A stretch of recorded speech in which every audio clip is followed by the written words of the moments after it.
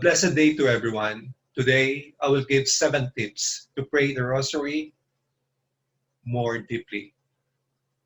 Before going into that, I like to give credit to the Catholic News Agency for these tips that were posted on their Instagram account last October 7, 2021. To begin with, the Rosary is a powerful prayer that can change your life and strengthen the family as it did mine. It also brings peace to the world, convert entire nations, and win the salvations of souls.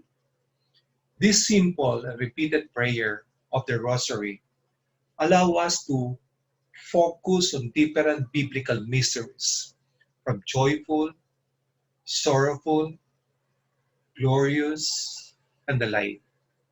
It provides us with a time and place to connect with our Lord and Savior, giving profound meaning to every beat of our rosary.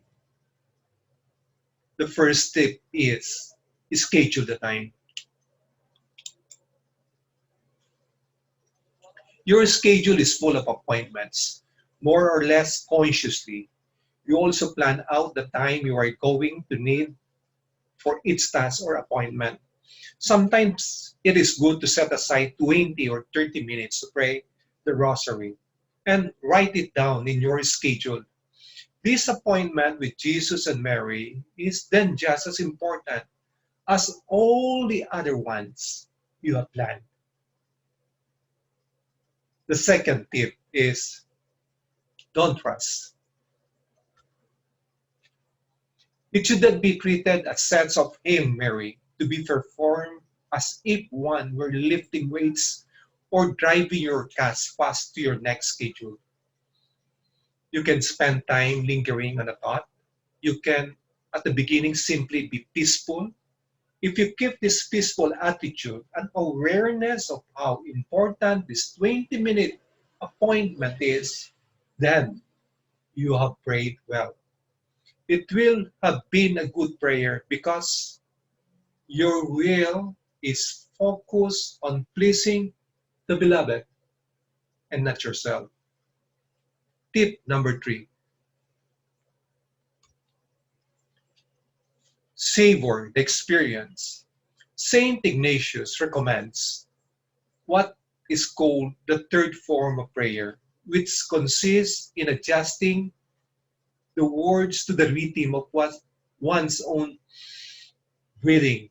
Often it is sufficient in praying the rosary to briefly pause between the mysteries and to remember that Jesus and Mary are looking at you full of joy and love.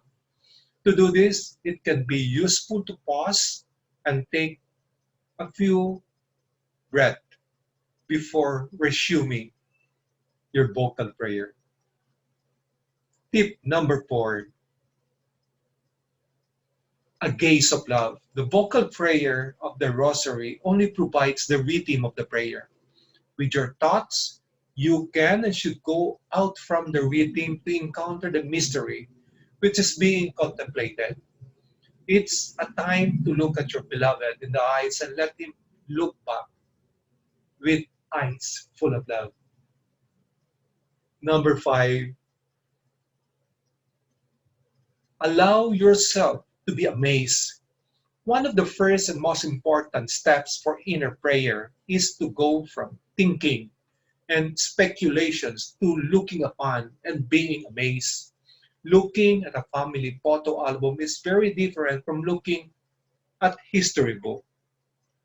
In the photo album, you see people who are important to us, whom you love, and who love us. That's how your gaze at Jesus and Mary ought to be in the Rosary. Number 6, allow your inner cameraman to notice details. Some people close their eyes while praying. Others find it useful to focus their eyes on a certain point, such as crucifix. Either way, what is important is for the eyes of the heart to be open.